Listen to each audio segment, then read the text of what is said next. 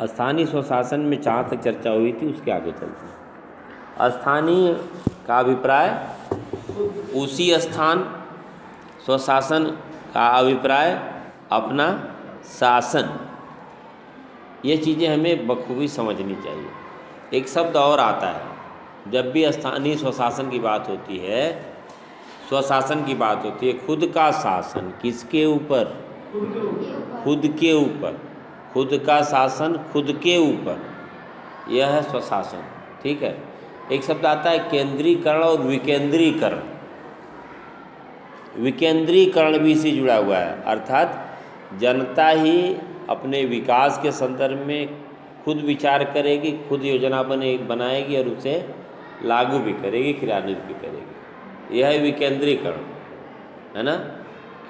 विकेंद्रीकरण, सत्ता का विकेंद्रीकरण, सत्ता का केंद्रीकरण। विकेंद्रीकरण क्या है? जैसे आप लोग क्लास में इतने लोग हो, आपको यह स्वतंत्रता दे दी जाए कि अमुक विषय पर आप जैसा चाहो वैसा करो। ठीक है।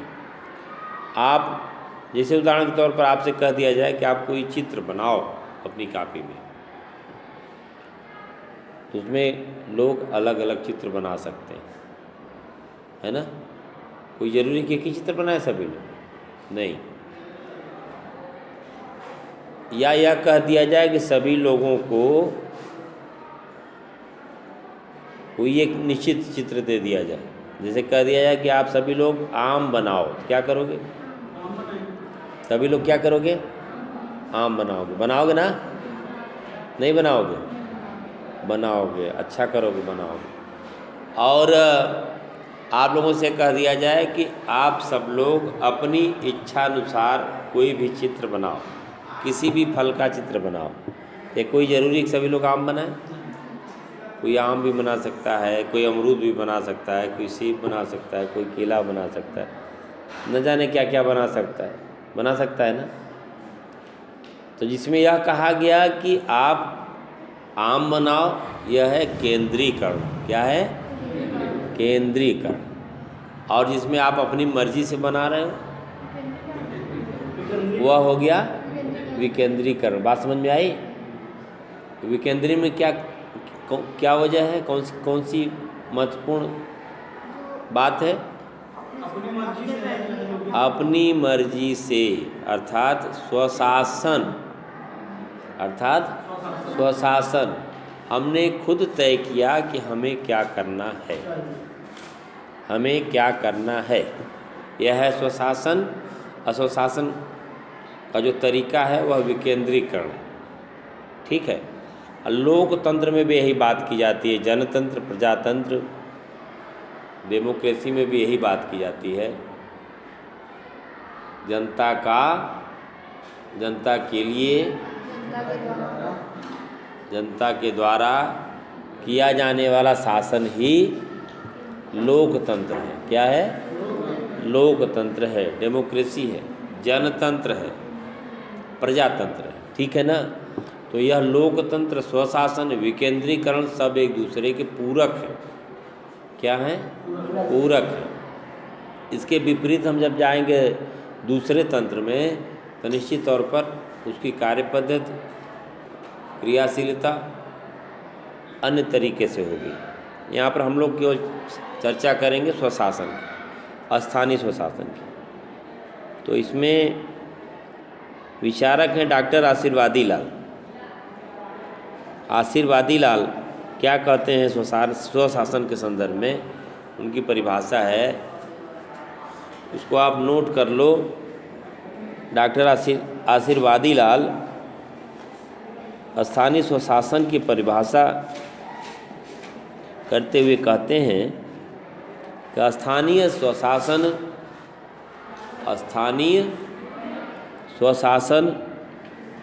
केंद्रीय सरकार, स्थानीय स्वशासन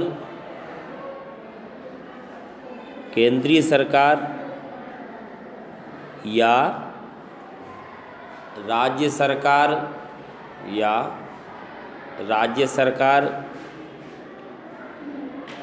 के अधिनियम द्वारा के अधिनियम द्वारा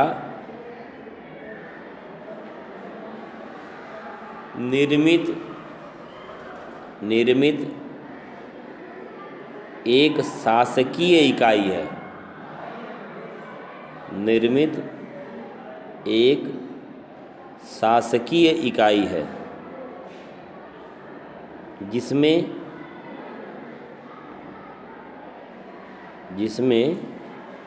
नगर या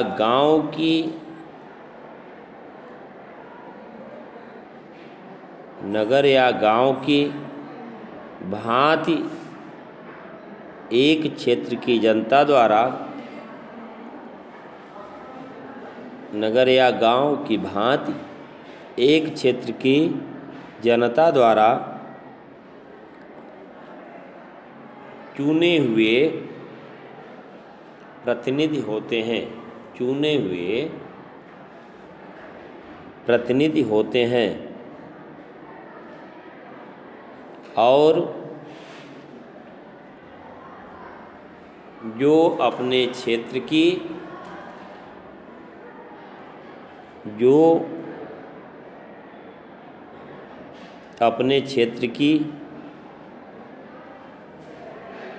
सीमाओं के भीतर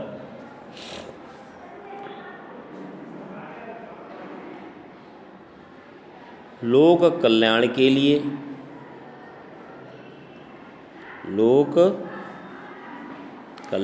लिए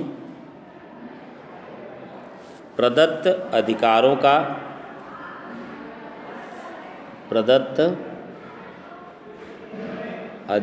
का प्रयोग करती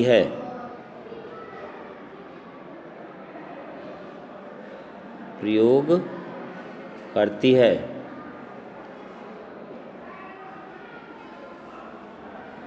एक और विचारक हैं GDH कोल।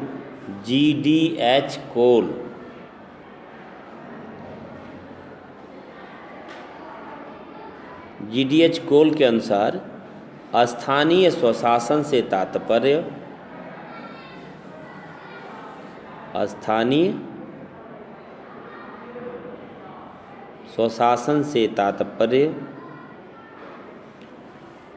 ऐसे शासन से है जो एक सीमित क्षेत्र के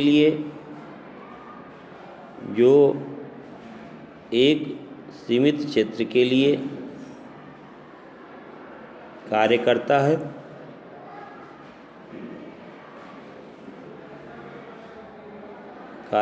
है तथा हस्तांतरित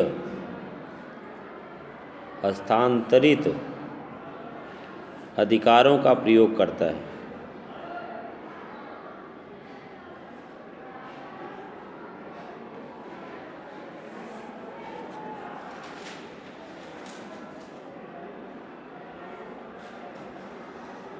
ठीक है ना।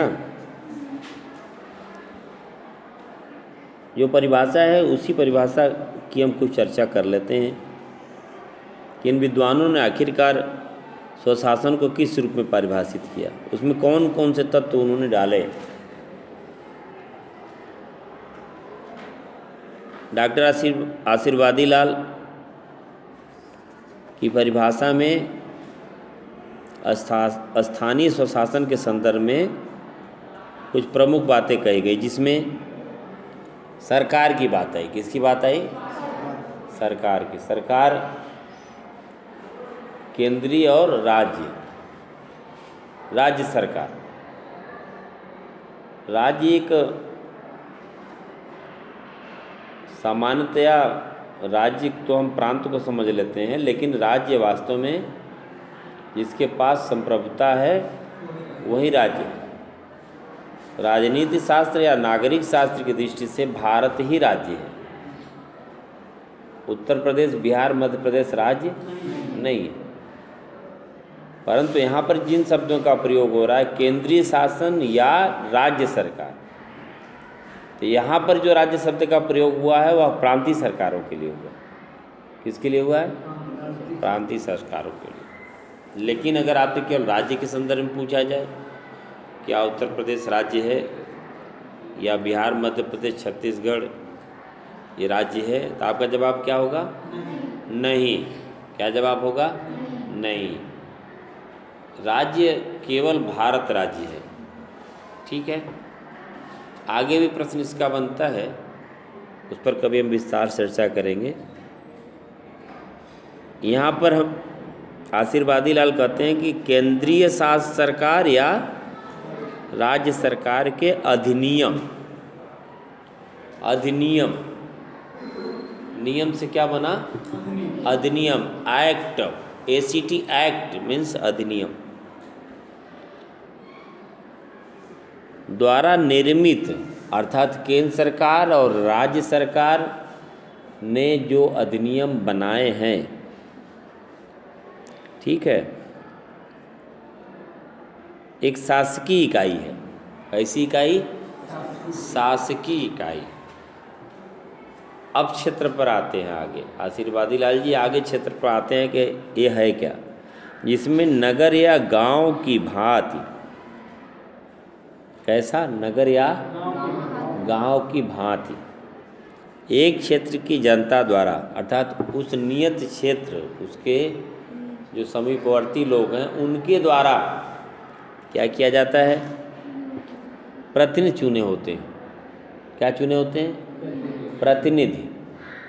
ठीक है ना? प्रतिनिधि में जितनी भी मात्राएं सब में छोटी लगी हुई है ना? क्या लगना? कभी कभी लोग कन्फ्यूज करते। प्रतिनिधि होते हैं, इसके आगे और उन्होंने क्या कहा? जो अपने क्षेत्र की सीमाओं के भीतर, कहाँ पर? अपने क्षेत्र के भीतर स्वशासन, स्वशासन की बात कब कंप्लीट होगी? जो खुद के ऊपर नियंत्रण, खुद के ऊपर शासन, अस्थानीय, तो उसी में आशीर्वादी लाल कहते हैं कि अपने क्षेत्र के भीतर, क्या अपने क्षेत्र के भीतर? लोक कल्याण के लिए। किसके कल्याण के लिए? लोक कल्याण के लिए प्रदत्त अधिकारों का प्रयोग करती है। अर्थात केंद्रीय सरकार और राज्य सरकार के द्वारा जो नियम बनाए गए हैं या जो अधिकार दिए गए हैं उसका वे अनुपालन करते हैं, उसका अनुसरण करते हैं, उसके अनुरूप कार्य करते हैं। एक शब्द इसमें आया लोक कल्याण। लोक कल्याण और जन कल्याण एक ही है कि अलग अलग? एक ही है। लोक और जन दोनों एक हैं। एक शब्द आता है, हमने क्या कहा अभी थोड़ी देर पहले? हमने क्या कहा कि जिस भी व्यक्ति का शब्द पर नियंत्रण हो जाएगा। किस पर नियंत्रण हो जाएगा? शब्द पर नियंत्रण हो जाए, वह महज भारत नहीं बल्कि संपूर्ण विश्व पर राज कर सकता है ना? क्या कर सकता है? राज कर सकता है, केवल शब्दों पर नियंत्रण। विवाद कैसे होता है? हम मन में कुछ और सोचते हैं, मुंह से कुछ और निकल जाता है, और सामने वाला बैठा व्यक्ति जो हमारे मुंह से निकलता है उसी को समझ लेता है और उसके अनुरूप प्रतिक्रिया दे देता है। क्या करता है? प्रतिक्रिया देता है। अर्थात उसके मन में कुछ और है, परंतु उसके मन में जो कुछ है उसके अनुरूप उसने शब्दों का प्रयोग नहीं किया, और उसने जिस शब्द का प्रयोग किया सामने बैठा हुआ व्यक्ति उस शब्द का जो अर्थ है या जो भाव है उसके अनुरूप समझ लेता है या उससे इतर समझ लेता है, और समर्थन के बजाय क्या हो जाता है? विरोध हो जाता है। क्या हो जाता है? विरोध हो जाता है। बात समझ में आई? ऐसा होता है। तो मिस्टेक कहाँ हुई? शब्दों के चयन में। शब्दों के चयन में आम तौर पर पढ़े लिखे और नहीं पढ़े लिखे में यही अंतर है। शब्दों का चयन करें, शब्दों का प्रयोग करें, शब्दों का उपयोग करें, तो इस बात का ख्याल रखें कि कौन सा शब्द कहाँ प्रयोग किया जाना चाहिए।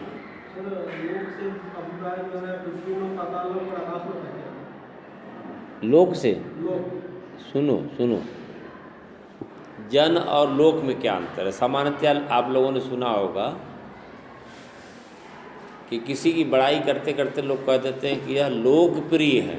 क्या है? लोकप्रिय। कभी लोग कहते हैं यह जनप्रिय है। क्या है? जनप्रिय। क्षेत्र के आधार पर जनप्रिय और लोकप्रिय में विस्तार किसमें है? लोकप्रिय में। किसमें? लोकप्रिय में। जन का अभिप्राय केवल जनता, जो केवल जनता में प्रिय है वह जनप्रिय, जो इस पूरे लोक में प्रिय है वह लोकप्रिय। व्यक्ति को कैसा होना चाहिए? लोकप्रिय होना चाहिए कि जनप्रिय होना चाहिए? कैसा होना चाहिए? लोकप्रिय होना चाहिए। और कम से कम लोकप्रिय नहीं हो पा रहा है तो कम से कम जनप्रिय तो हो ही, है ना? लोकप्रिय होना आसान नहीं है। लोक में क्या क्या आता है? सब कुछ आता है ना। ये वनस्पतियाँ हैं, ये वायु है, ये जल है, यह अग्नि है, यह पृथ्वी है, ये पेड़ पौधे हैं, ये सभी जिससे संतुष्ट होंगे, ये सभी जिससे खुश होंगे, प्रसन्न होंगे, वही लोकप्रिय होगा। ठीक है ना। और कोई जीव जंतु किसी को पसंद नहीं कर रहा है ना, उसके किए गए कार्यों से वह संतुष्ट नहीं है, तो वह लोकप्रिय नहीं। बात समझ में आ रही है ना। जनप्रिय में केवल जनता, केवल जनता, जन अर्थात स्त्री प्लस पुरुष इक्वल टू जन। क्लियर? यह जन है, यह जनप्रिय। लेकिन लोकप्रिय में यह जो पूरी सृष्टि है, आसान है? आसान है, बहुत ही सरल है, सहज है। हम उसकी प्रकृति के अनुरूप चलें, हम अपनी प्रकृति के अनुरूप न चलें, बल्कि जो प्रकृति है उसके अनुरूप चले, हम लोकप्रिय हो जाएंगे। नहीं हो जाएंगे? लोकप्रिय हो जाएंगे, सामान्य सी बात है। लेकिन व्यक्ति क्या करता है? क्या करता है? लोगों के हितों को ख्याल में न रख करके, बल्कि वह खुद के हितों में ही जकड़ जाता है। फिर क्या होता? किसी प्रकार से जनप्रिय हो जाता है ना। और धीरे धीरे उसकी स्थिति हो जाती है, वह एकांगी हो जाता है, अकेले पड़ जाता, जनप्रिय भी नहीं रह पाता, है ना। इस प्रकार से लोकप्रिय और जनप्रिय में अंतर है। लोकप्रिय होना, भले ही आमतौर पे इन शब्दों का लोग प्रयोग करते हैं, अगर कोई वृक्ष काटता है तो वह लोकप्रिय नहीं है, कोई जीव की हत्या करता है तो वह लोकप्रिय नहीं। एक दुकान पे हम बैठे हुए थे तो कोई व्यक्ति आया, उसने कहा कि हमारे यहाँ ये मुर्गा मुर्गी सब बीमार होकर मर रहे हैं, दवा दे दीजिए। हम उसकी भी बात सुन रहे थे। किसी की जान बचाना परोपकार है, ठीक है ना, लेकिन मुर्गा मुर्गी के लिए दवा ढूंढना, उनकी जान बचाने के लिए उपक्रम किया जा रहा है। लक्ष्य क्या है उसका? इनको अभी बचा ले इसलिए कि बच्चे हैं, मर जाएंगे तो बड़े नहीं हो पाएंगे, बड़े नहीं हो पाएंगे तो हम इनको फिर, ठीक है। वह व्यक्ति लोकप्रिय होगा? होगा लोकप्रिय? किसी को भी पीड़ा पहुंचाने का कार्य जो करता है वह लोकप्रिय नहीं है, ठीक है। संपूर्ण सृष्टि के लोग जिससे संतुष्ट हों वही लोकप्रिय होगा ना। सभी हो गए। यह लोकप्रिय और जनप्रिय में अंतर, इसे आपको बखूबी समझना चाहिए और अपने बुद्धि विवेक का विस्तार करके इसके मायने निकालने चाहिए खुद ब खुद। यह कोई ज़रूरी नहीं कि बहुत सी चीज़ें आपको पुस्तकों में अलग से लिखी हुई मिलें। समय बड़ा कम है इंसान का। क्षणभंगु क्या कहा जाता? क्षणभंगु। और इतना ही नहीं, उसके साथ यह भी कहा जाता है कि जो इंसान की ज़िंदगी है कैसे है, पानी के बुलबुला की तरह। कैसे? पानी के, बारिश होती है, देखा है? बारिश में कुछ बुलबुले निकलते हैं, आप देखोगे नहीं तब तक पता लगा एक बुलबुला ख़त्म, फिर दूसरा बुलबुला, है ना? इंसान की ज़िंदगी भी कमोबेश उसी तरह की है।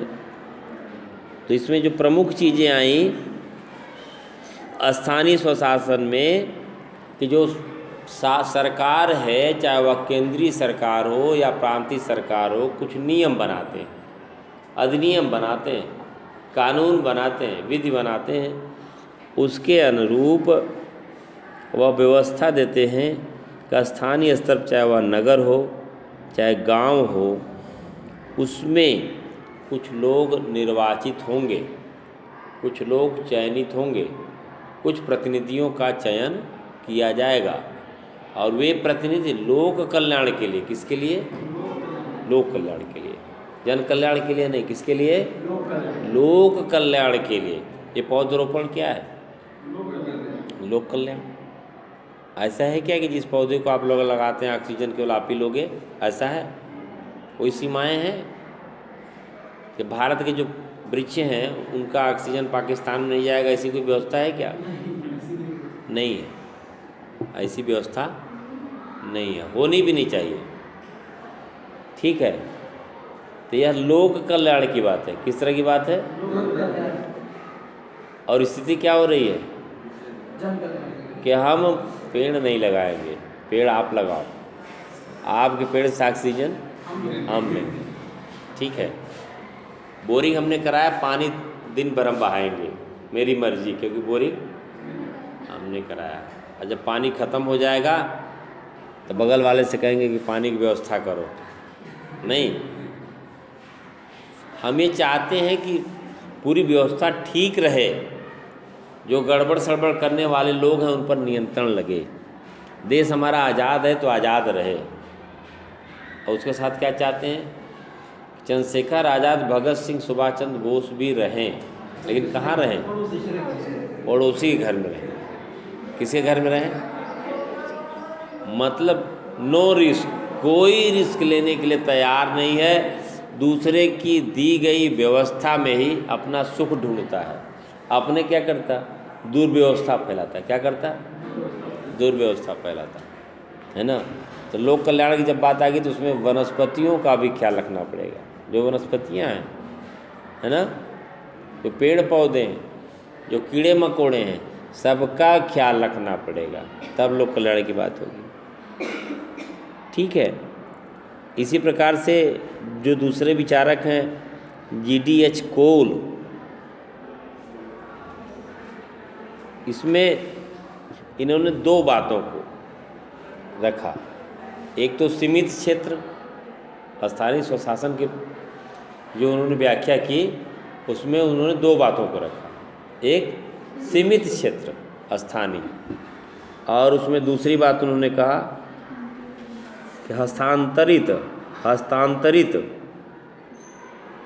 अधिकारों का प्रयोग, अर्थात जो अधिकार किसी और के पास से, उन अधिकारों में से कुछ अधिकार उन स्थानीय प्रतिनिधियों को दे दिया गया, आप इसके अनुरूप कार्य करिए। ठीक है, लेकिन दोनों परिभाषा में कुछ विस्तृत और कुछ स्पष्ट डॉक्टर आशीर्वादी लाल की परिभाषा, ठीक है ना, और विविध प्रकार से समझने और समझाने की कोशिश की जाती है। अब हम आते हैं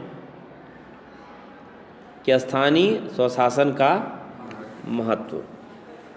कुछ विद्वानों ने और भी स्थानीय स्वशासन के बारे में कहा है, उसमें कौन कौन से बिंदु हैं उसकी हम चर्चा कर लेते हैं। राज्य को स्वायत्त शासन की छोटी छोटी इकाइयों में बांट दिया जाता है। स्वशासन, राज्य को स्वायत्त शासन, स्वायत्त स्व, खुद से, इसमें भी यही है, स्वायत्त शासन की छोटी छोटी इकाइयों में बांट दिया जाता है। ठीक है ना। फिर क्या होता है, और उस क्षेत्रों में विकास के लिए संपादन उक्त स्थान की जनता द्वारा, ठीक है, निर्वाचित प्रतिनिधि किया करते हैं। जैसे उदाहरण के तौर पे आप लोगों ने गांव में देखा है कि सरकार की जो सस्ते गल्ले की दुकान होती है ना, गांव की खुली बैठक होती है। उस खुली बैठक में होता है कि यह सस्ते गल्ले की राशन की दुकान है, किसको दिया जाए, तो वहाँ प्रस्ताव आता है, ठीक है। हो सकता है 2 या 3 लोग कहें कि मुझे मिल जाए, तो उनको दे दिया जाता है। वहाँ जो लोग मौजूद हैं उसमें से अधिकांश लोग, अधिकांश, आधे से अधिक, अधिकांश, अधिक है अंश जिसका, वह क्या हो गया, अधिकांश। अंश का अभिप्राय भाग से है, ठीक है ना, जिसको चाहेंगे उसको मिल जाएगा। इसका अभिप्राय नहीं है कि कोई व्यक्ति जो बैठा हुआ वह कहेगा नहीं नहीं किसी को नहीं मिलेगा, केवल इन्हीं को दिया जाएगा। यह स्वशासन नहीं है, यह केंद्रीकरण हो जाएगा, यह विकेंद्रीकरण नहीं है। इसमें जो बात कही गई प्रमुख रूप से कि ऐसी ऐसी छोटी इकाइयाँ जो स्वायत्त शासन के रूप में राज्य के अंतर्गत बटी हुई हैं, नंबर 1। नंबर 2, उनके विकास के कार्य को संपादन करने के लिए, पूर्ण करने के लिए जनता द्वारा प्रतिनिधि निर्वाचित किए जाते हैं, ठीक है। स्थानीय स्वशासन में फिर वही 3 बात आएगी। स्थानीय अर्थात जहाँ हम हैं उसके आसपास का क्षेत्र, स्व का अभिप्राय खुद से, और शासन का अभिप्राय शासन, ठीक है ना। खुद के द्वारा अपने ऊपर नियंत्रण, शासन, व्यवस्था देने की प्रक्रिया, कार्य करने का तौर तरीका, उस सीमित क्षेत्र में किया जाने वाला कार्य स्थानीय स्वशासन। अब आते हैं हम इसके महत्व पर। स्थानीय स्वशासन का महत्व क्या है, ठीक है। स्थानीय स्वशासन का महत्व का, आज का जो यह युग है वह किस तरह का युग है, प्रजातंत्रात्मक। कैसा है, प्रजातंत्रात्मक। प्रजा ही सब कुछ है, जिसमें प्रजा ही तय करती है। जैसे डेमोक्रेसी की परिभाषा में अब्राहम लिंकन, अमेरिका के राष्ट्रपति, ने परिभाषा दी, जनता का, जनता के लिए, जनता द्वारा किया जाने वाला शासन लोकतंत्र। क्या है, लोकतंत्र है। राजतंत्र में क्या होता था, राजतंत्र में राजा ईमानदार है, प्रजा को पुत्र के समान समझता था। कैसा समझता था, पुत्र के समान। और राजकुमार या उसकी जो रानियां होती थी या जो रानी होती थी, उनके द्वारा भी कोई अपराध किया जाता था तो उनके साथ भी वो प्रजा जैसा ही व्यवहार किया जाता था। कैसा व्यवहार होता था, प्रजा जैसा व्यवहार किया जाता, तो वह राजा अच्छा राजा माना जाता था। अर्थात राजतंत्र होने के बावजूद भी राजा में वह प्रजातंत्र का गुण था, ठीक है। राजतंत्र में भी प्रजातंत्र का गुण था, वो अच्छा था। और जब राजा न्याय देने में भेदभाव करता था, प्रजा के साथ कुछ और उसके अपने लोगों के साथ कुछ और, तो वह राजतंत्र क्या हो जाता था, वह तानाशाह, डिक्टेटरशिप, है ना, तब्दील हो जाता था, बदल जाता था। किसमें राजा अपने मन मर्जी से करता है, वह न्यायप्रिय राजा। आप लोगों ने सुना होगा, कोई एक रानी थी, स्नान करने के लिए गई। स्नान करने के बाद उसे जब ठंडक लगा तो जो नदी किनारे जो झोपड़ी थी उसमें उसने आग लगवा दी, ताकि जो ठंडी लग रही है उससे उसको निजात मिल जाए। उसको ये पता था कि चूँकि हम रानी हैं, रानी के साथ सैनिक होंगे ही, तो कोई इसका विरोध करेगा नहीं और मेरा कोई कुछ बिगाड़।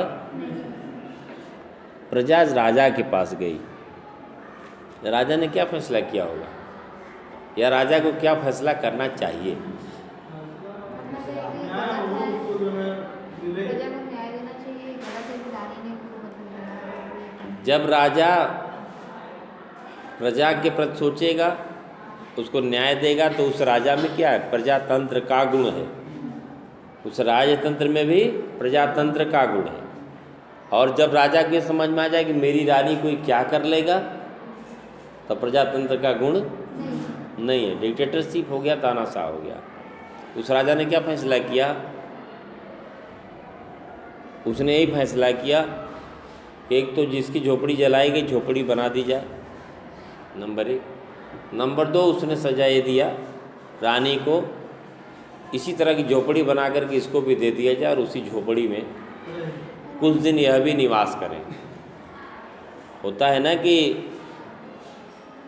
हमें अगर किसी के बारे में सोचना है, समझना है, जानना है, तो उसके जैसा हमें बनना पड़ेगा। भूख किसको पता है? जिसको भूख लगेगी, जिसको भूख लगेगी उसको पता है कि भूख कैसी होती है, उसको पता लगेगा। जो हमेशा ओवरडोज ही लेके चल रहा है। कभी कभी आप लोगों ने देखा होगा कुछ लोगों के स्वागत में, नहीं एक रसगुल्ला और आप ले लीजिए, तो अगला क्या कहता? तो अब इच्छा तो हमारी नहीं है, लेकिन आप कह रहे हैं तो ले ही लेंगे। ठीक है, खाने वाला भी व्यक्ति है, खिलाने वाला भी व्यक्ति है रसगुल्ला। ठीक है, और वो क्या कहता है कि अगर आप कह देते तो खा ही लेते हैं, मन तो नहीं था। अब उपयोगिता आप तय करो। एक भूखा इंसान है, ठीक है, वो आपसे मांग भी नहीं सकता कि पता नहीं देगा कि नहीं देगा,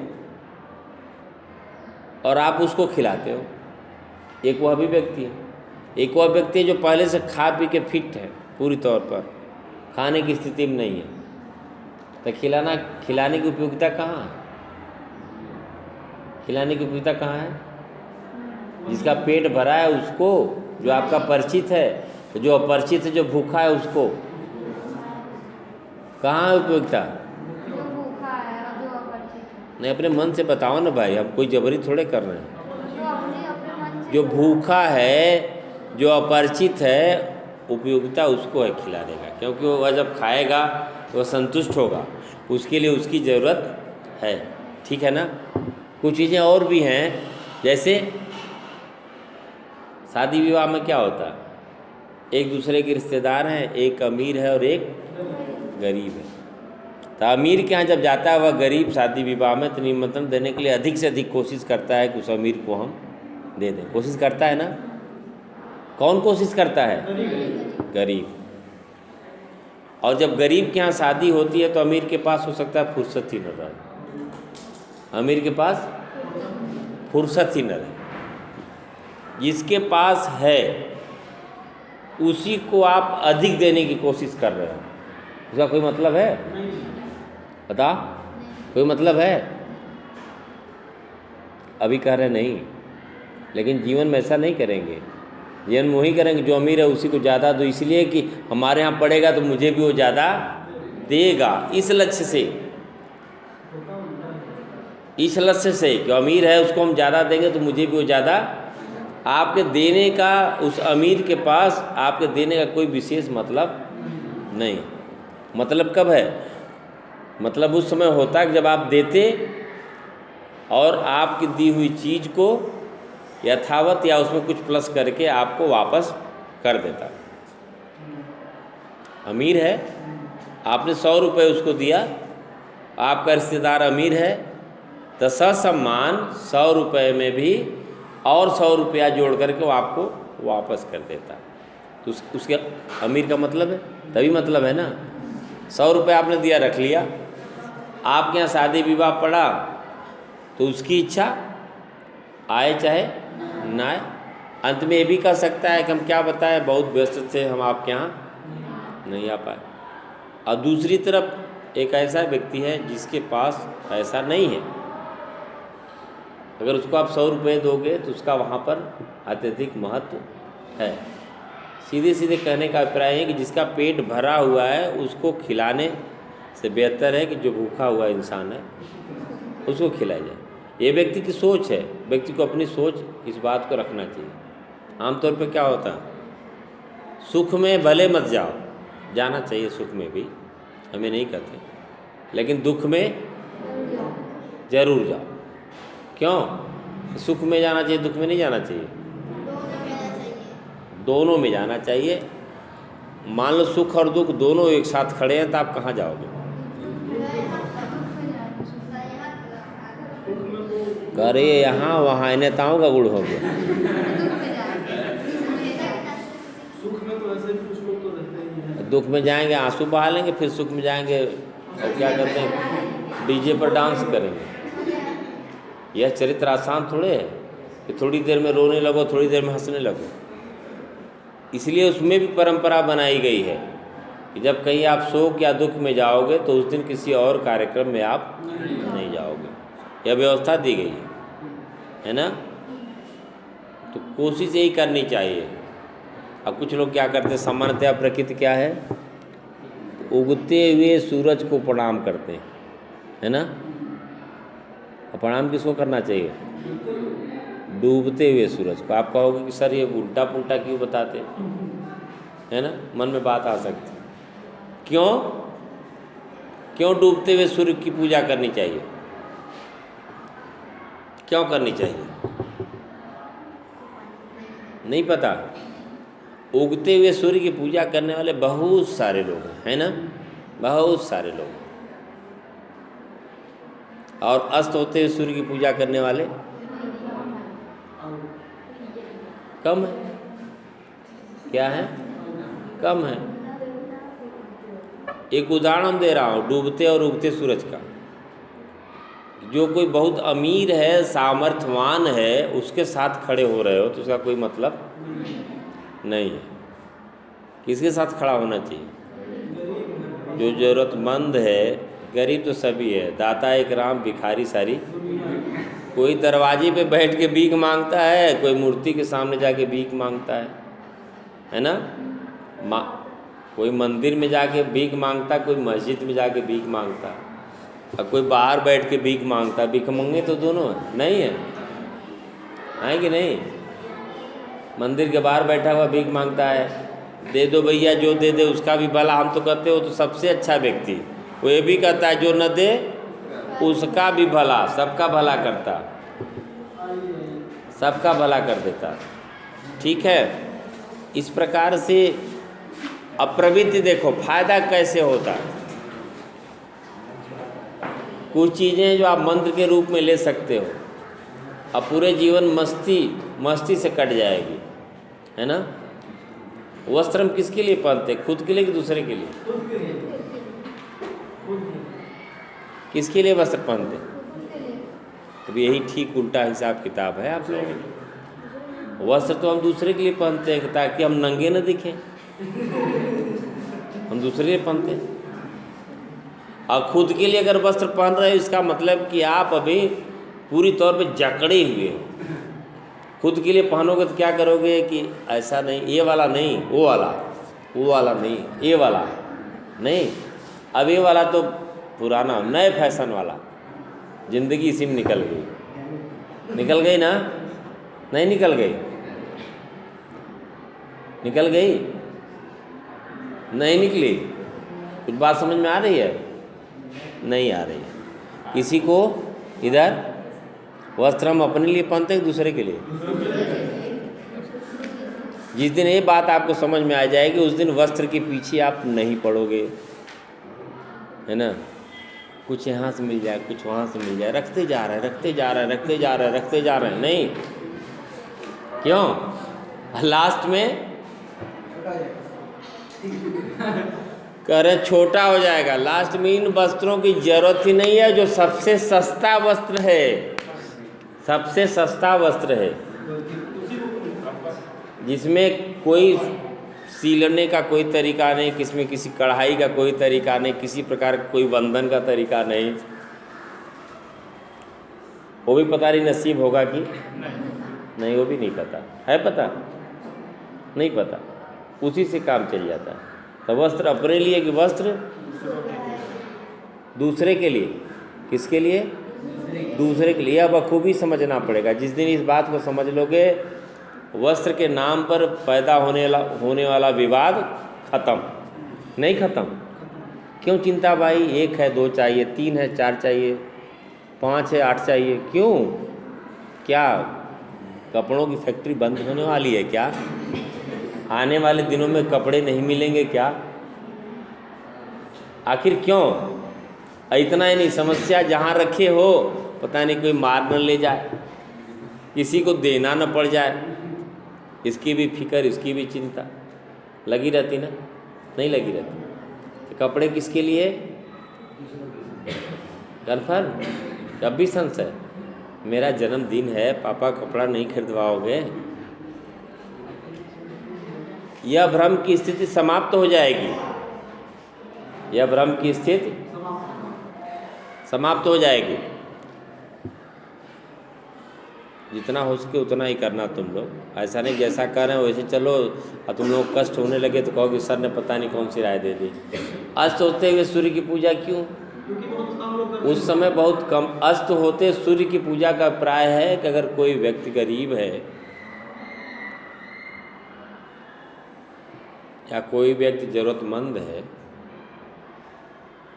तो जब आप उसकी मदद करोगे तो उसके लिए अधिक से अधिक उपयोग की बात हो गई ना? और जो व्यक्ति जरूरतमंद है आज, जिसकी आज मदद कर रहे हो, ऐसा नहीं हो सकता कि कल वह सामर्थ्यवान हो जाए। हो सकता कि नहीं हो सकता? जो आज गरीब है, जो आज ज़रूरतमंद है, जिसकी आज आप मदद कर दोगे तो कल ऐसा हो सकता है कि नहीं सामर्थ्यवान हो जाए। कन्फ्यूजन है क्या? वही होगा ही, जो गरीब है वही अमीर होगा, और जो अमीर है वह क्या होगा? गरीब होगा। क्या होगा? गरीब होगा। यह पक्का है। तो गरीब की जब मदद करोगे, जब वह अमीर होगा तो आपकी चिंता करेगा? नहीं करेगा? क्यों करेगा? इसलिए कि जब उसके साथ कोई नहीं था तो आप थे ना? नहीं थे? थे। और जब उसके पास बहुत कुछ हो गया तो उसके पास बहुत सारे लोग आ गए? नहीं आए? तो उसमें किसका ख्याल रखेगा वो? जिसने उसकी मदद की। भूलेगा उसको? वहाँ पर उसके मदद की कोई कीमत नहीं रहती। अगर उसने मान लो 10 रुपये की मदद की उसकी इमरजेंसी में, और वो करोड़पति हो जाता है, तो 10 रुपये की कीमत उसके लिए 10-20 लाख रुपए भी कम है कि नहीं? क्योंकि मुसीबत में उसी ने साथ दिया था ना? जब उसकी पारी आएगी तो इसीलिए कहते हैं कि अस्त होते हुए सूर्य की आराधना पूजा जरूर करो। जो निर्बल है, जो कमज़ोर है, जो ज़रूरतमंद है, उसका ख्याल जरूर करो। और जब वह उदय होगा, सूर्योदय होगा, तो वह सूर्य जब अस्त हो रहा था उस समय कुछ ही लोगों ने ख्याल किया, वही सूर्य जब उदय होगा तो उसे खूब याद होगा कि अस्त होते समय केवल यही था जिसने हमारी पूजा और आराधना की। तो जो करोड़ों करोड़ लाखों लाख लोग हैं जो उदय होते हुए सूर्य की आराधना करते हैं, उनमें से वह उन लोगों को छांट लेगा, चयन कर लेगा कि अस्त होते समय इन्होंने ये आराधना पूजा हमारी की थी, अस्त होते हुए इन्होंने ही मेरी आराधना पूजा की थी। सूर्योदय के समय में उनको छांट लेगा। जैसे मान लो 100 लोग हैं, उसमें से 2 लोगों ने आराधना पूजा की, तो 2 लोगों क्या करेगा वो? छांट लेगा। और फिर उनके हितों की चिंता करेगा। 98 लोगों क्या करेगा? जब उन 2 लोगों के हितों की चिंता करेगा, उन 2 लोगों के हितों को पूरा कर लेगा, फिर जाकर के वो उन 98 लोगों की चिंता करेगा ना? यह सिस्टम है। लेकिन यहाँ तो क्या होता, उगते हुए सूरज को कोई व्यक्ति अगर अच्छा सा कपड़ा पहन लिया है, नहीं 4 पहिया गाड़ी जा रहा है, सभी लोग नमस्ते प्रणाम प्रणाम, और वही बेचारा गरीब हो गया, कपड़ा उसका थोड़ा सा फटा वटा है, तो लोग देखते भी है तो क्यों कहीं कुछ मांग न ले, नहीं कहीं कहीं मांग न ले। कुछ लोगों की अभी भ्रम हो जाता है कि पैदल हम चल रहे हैं तो साइकिल वाला हमसे ज़्यादा महत्वपूर्ण हो गया। साइकिल वाला सोचता है कि मोटरसाइकिल वाला हमसे ज़्यादा महत्वपूर्ण हो गया। मोटरसाइकिल वाला सोचता है जो 4 पहिया वाले जा रहे हैं ये ज़्यादा महत्वपूर्ण हो गया। अब महत्वपूर्ण कौन है इसमें? जो पैदल जा रहा है। उससे कम महत्वपूर्ण कौन है? साइकिल वाला। उससे कम महत्वपूर्ण बाइक वाला। और एक कह सकते हो कि एक कार वाला सबसे लास्ट में वो भी महत्वपूर्ण है। उससे कम। और जहाज हेलीकॉप्टर वाला वो भी महत्वपूर्ण है। सबके एकदम नहीं है। नहीं क्या उपयोगिता है उसकी? उसको आम आदमी की ज़रूरतों से क्या मतलब है? कोई मतलब है? सबसे बढ़िया पैदल चलो। कोई मतलब है? अब आप लोग को समझ में आ रहा होगा कि सर तो ठीक उल्टा, सारी चीज़ें उल्टा कर दिए, है ना? सारी चीज़ें उल्टा कर दिए। अरे जब लास्ट में 4 कंधों पर ही टंग के जाना है, नहीं कंधों पर ही टंग के जाना है ना, वो भी दूसरे के कंधों पर। ज़िंदगी भर कहते हैं कि हमने इनका किया, ये किया, वो किया, वो किया, हम न होते तो ये न होता। अपना खुद व्यक्त नहीं कर पाता है क्या? वो खुद है लोगों के। इसलिए हमेशा इस बात का ख्याल रखो, ये पृथ्वी पूरी गोल है ना। क्या है? गोल है।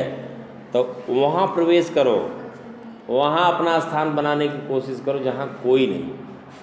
वहाँ आपको एक पहचान मिलेगी ना। कुछ लोग क्या करते हैं कि कर्म तो अच्छे नहीं, और क्या अब होता है नहीं, सेंट वेंट लगा लेते हैं। हाँ, परफ्यूम या ये काम अच्छे नहीं लगा लेते हैं। हवा चलेगी, मान लो हम यहाँ बैठे, इधर से हवा चल रही तो गंध किधर जाएगी? इधर जाएगी ना। किधर भी जाएगी, इधर नहीं जाएगी। अर्थात हवा की विपरीत दिशा में भी कौन सी चीज़ आती है जो आपके अच्छे कार्य हैं, उसको हवा भी रोक पाती है क्या? वो चारों दिशाओं में समान रूप में फैलती है। ठीक है ना? हमें इन चीज़ों का विशेष ख्याल रखना चाहिए। द इम्पोर्टेंस, स्वशासन का महत्व। कुछ इसी तरह से जो शासन की बात की गई वह स्थानीय स्तर पर, केंद्रीय स्तर पर नहीं। शिक्षा निकेतन में किन चीज़ों की ज़रूरत है यहाँ के लोगों को पता है कि योगी मोदी को पता है? योगी मोदी को पता नहीं है। केंद्र सरकार या प्रदेश सरकार चाहे तो वहाँ से धन भेज सकती है कि 1 लाख रुपए हम शिक्षा निकेतन के विकास के लिए भेज रहे हैं। यहाँ आने के बाद यहाँ के लोगों की मर्जी कि उस पैसे से कौन सा काम कराएं। ठीक है ना? ठंडी लग रही है? ठंडी तो लगेगी।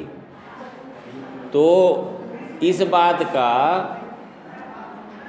किसको ख्याल रखना पड़ेगा? शिक्षा निकेतन को ख्याल रखना पड़ेगा। वह जो धनराशि आई है उस धनराशि में बेहतर से कौन कार्य है उसको कराया जाए। ठीक है, ये इम्पोर्टेंस है। और ऊपर से मान लो तय हो जाता कि नहीं, यह जो पैसा जा रहा है आपको उससे यही काम कराना है, तो कोई ज़रूरी है वहाँ द्वारा निर्धारित काम, निर्धारित कार्य यहाँ के लिए ज़्यादा महत्वपूर्ण होता? यह कोई ज़रूरी नहीं है। लेकिन यहाँ पर है, तुम्हें पता है कि हमें पानी चाहिए, कि बिजली चाहिए, है ना, सफाई चाहिए, कौन सी व्यवस्था चाहिए यहाँ के लोगों को पता है, उसके आधार पर तय कर लेंगे। इसलिए कहा गया स्थानीय। इससे आक्रोश भी कम होता है, आक्रोश भी कम होता है। उदाहरण के तौर पर आप लोग भी इसको जीवन में एक फंडा अपनाना बहुत ही महत्वपूर्ण है। जैसे मान लो किसी काम को हम आपसे कहें कि आप इस काम को करो, ठीक है, आप इस कार्य को करो, और उस काम को आप करते हो और उस काम का नतीजा बेहतर नहीं आता, क्या होगा? सर ने कहा था, यही बात होगी ना। लेकिन अगर कोई कार्य है, उस कार्य को करने से पहले हमने आप लोगों से भी राय मशविरा सलाह ली और फिर उसके बाद उस कार्य को किया जाता है, तो एक तो संभावना यह होगी कि वह कार्य अच्छा ही होगा। सलाह लेके जब कोई कार्य किया जाता है सभी लोगों से विचार विमर्श करके, तो उसमें संभावना, प्रबल संभावना यह होती है कि वह कार्य अच्छा ही हो। और मान लो वह कार्य अच्छा नहीं भी है, तो जिम्मेदारी किसी एक के ऊपर आएगी? जिम्मेदारी किसी एक के ऊपर नहीं आएगी। क्या उससे कोई आक्रोश या गुस्सा पनपेगा? नहीं पनपेगा। क्यों? क्योंकि वह फैसला तो हम सब लोग मिलकर के किए थे, और कोई फैसला अगर कोई अकेले करे तो पड़ेगा? नहीं पड़ेगा।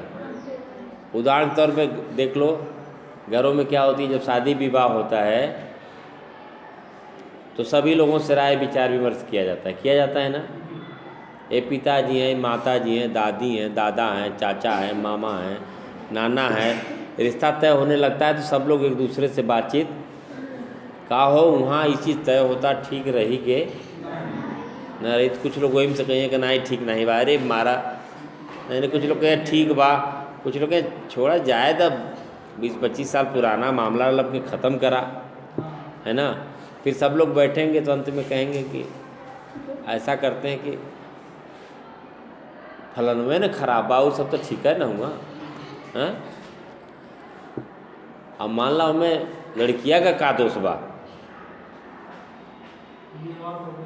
ओकरे घरे वाले का दोष बा, बात आती कि नहीं आती है? अंत में यह देखो, स्वशासन की बात बता रहा हूँ, अंत में क्या होता है? विकेंद्रीकरण। यही विकेंद्रीकरण है, यह विकेंद्रीकरण है। सब लोग सहमत होकर के उस विवाह को क्या करते? ऐस कर देते, हाँ कर देते, हो जाता। विवाह होने के बाद स्वाभाविक है पति पत्नी में टकराहट, ये स्वाभाविक है, अस्वाभाविक नहीं है, स्वाभाविक। जब टकराहट होती तो पति पत्नी खुद उसका निदान कर लेते। नहीं भी निदान होता तो जो दोनों तरफ के, जो दोनों पक्ष के लोग हैं, जो लोग उस शादी विवाह में हस्तक्षेप किए थे, वो सब लोग चाहते हैं कि विवाह टूटने ना पाए। क्या बात है भाई, क्यों तुम लोग आपस में ऐसा करते हो, है ना? क्या जरूरत है बताओ? हम लोग हैं ना, तुम लोग सबको देख के चलो, केवल अपने क्यों देख रहे हो? वह विवाह टिक जाता है। टिकता है कि नहीं टिकता? दूसरी तरफ आ जाओ, ये तो हो गया विकेंद्रीकरण, यह हो गया स्वशासन, ठीक है ना, विकेंद्रीकरण। दूसरी तरफ केंद्रीकरण में आ जाओ। युवक युवती हैं, किसी से पूछे नहीं, शादी विवाह कर लिए, और जब करने लगे तो घर वाले भी मना किए कि तुम यार गजब आदमी हो, बिना पूछे कर लिए, मेरी मर्जी, आप होते कौन है? ऐसी भी बेटियां हमने तो देखा है, न जाने कहाँ वो शर्म हया गुम हो जाती है जब माँ बेचारी रोती है और बेटी कहती है कि तुमसे हमारा कोई मतलब नहीं है। ऐसी भी स्थितियाँ आती हैं। न जाने क्या वह दौर गुजरता है कि जिसने पाला पोसा, पेट में रखा 9 महीने, उसके साथ भी इस तरह के बर्ताव होते हैं। हुआ है, हमने देखा है अपनी आंखों से,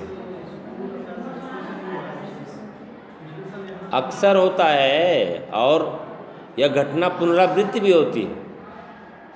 वो बेटियां जब माँ बनती हैं तो उनकी जो बेटियां, वह भी उनके साथ, कोई सास या कोई बहू, है ना, उपद्रव करती है तो सुपरलेटिव डिग्री, अगर वो गुड है तो उसके बाद बेटर मिल जाएगी। मतलब अगर उपद्रव करती है तो उससे थोड़ा सा ज़्यादा उपद्रव करने वाली, जब वो बहू सास होती है तो उसको उस तरह की बहू मिलेगी, है ना। कम नहीं, उससे थोड़ा सा अधिक। हम कैसे विचार करते हैं? हाँ, उन्होंने किसी से सहमति नहीं ली और उन्होंने विवाह कर लिया। विवाह करने समय में आपस में विवाद भी, अंत में लोगों ने कहा कि हम ये मान लेते हैं कि तुम हमारे लिए मर गए, यहाँ तक बात आती, तो वो हमारे लिए जिंदा नहीं हो, अब हमारा तुम्हारा कोई रिश्ता नहीं। वो चरमोत्कर्ष होता है, टूटन का चरमोत्कर्ष, अर्थात वहाँ आंसू भी सूख जाते हैं। ठीक है। अब उसके बाद देखो, साल 2 साल के बाद विवाद शुरू हो गया उन दोनों में। उन दोनों में से कोई किसी भी पक्ष से जाएगा मदद लेने के लिए, कहने के लिए, तो कोई मदद करेगा? मदद करेगा? नहीं करेगा ना। क्यों नहीं करेगा? यह केंद्रीकरण है। यह क्या है? केंद्रीकरण है। कि उस समय जब आपने उस सहमत में किसी को शामिल नहीं किया, आपने खुद फैसला किया, यह केंद्रीकरण है। तो आप समझो और आप भोगो। यहाँ तक लोग कह देते हैं, गजट कराते हैं लोग कि यह मेरा जो पुत्र है, अब इससे हमारा कोई रिश्ता नहीं है, या किसी से कोई लेन देन करता है तो यह इसकी जिम्मेदारी उसकी खुद की होगी, और हम उसको अपने चल अचल संपत्ति से बेदखल करता हूँ। एक बाप ऐसी घोषणा करता है कि नहीं करता? जब कभी उसका लड़का कोई गलत कार्य करता है, जब कोई प्रशासनिक अधिकारी या कोई व्यक्ति जाता है कि आपका लड़का ये गलत कार्य किया है, वह कुछ नहीं बोलता, सीधे सीधे वो जो जगह गजट कराया रहता है उसको ही दिखा देता, इसको देख लो। वो ये नहीं कहता कि मेरा बेटा है या इसको आप देख लो। जब वो देख लेता है व्यक्ति तो क्या करता है? चुपचाप। इसका मतलब कि तुम्हारी जो मर्जी हो उसके साथ वैसा करो। कोई रोक लगाता है? नहीं लगाता। तो उसमें क्या होता है? अब उसकी मर्जी, वो दोनों युवक युवती जो विवाह किए हैं साथ में निभा सकते हैं तो निभाएं, और नहीं निभाएं तो दऊ के बेड़े जाए। उसमें किसी प्रकार का कोई किसी पक्ष का व्यक्ति कोई सहयोग नहीं करता। ये है केंद्रीकरण। और अब आप बताओ, केंद्रीकरण ठीक है कि विकेंद्रीकरण? कौन सा ठीक है? विकेंद्रीकरण। मतलब माँ जब बच्चा रहता है छोटा तो सब कुछ जानती है, कब भूख लगा, कब क्या जरूरत है। अरे बच्चा बड़ा हो जाता है तो माँ से क्या कहता है? तुम नहीं समझती ना। बेटी भी क्या कहती? कॉलेज वाले विश्वविद्यालय पढ़ने वाली बेटी माँ समझाती है, बेटा देखो समय से आ जाया करो, जो जमाना ठीक नहीं है। तो बेटी क्या कहती है? माँ तू नहीं समझती। बेटा भी क्या कहता? पापा आप नहीं समझते। गजब। जिस समय जन्म लिए इनकी ज़रूरतों को उस माँ ने पूरा किया, उस बाप ने पूरा किया। जब ये बोलने वाले नहीं थे तो उनको पता था कि इसको भूख लगी है, इसकी जो ज़रूरतें हैं उसको पूरा करने के लिए उसको सब कुछ पता था। और आज थोड़ा सा बड़ा क्या हो गया, उसके बाद क्या कहता? माँ तू नहीं समझती। अरे माँ तो सब समझ रही है। गर्भ में थे तो भी माँ समझी, इस लोक में आए तब भी माँ समझी, और आज भी माँ समझ रही, और कल भी माँ समझेगी, है ना। तो यह चीज़ें हैं। इसलिए विकेंद्रीकरण राज्य की उत्पत्ति में भी जब आप पढ़ते हैं तो उसमें भी बात आती है कि चाहे संयुक्त राष्ट्र संघ की स्थापना ही रख लो, प्रथम विश्व युद्ध के बाद राष्ट्र संघ की स्थापना होती है। क्यों होती है? विकेंद्रीकरण का ही भाव रहता है लोगों के मन में, हम लोग लड़के मर जाएंगे।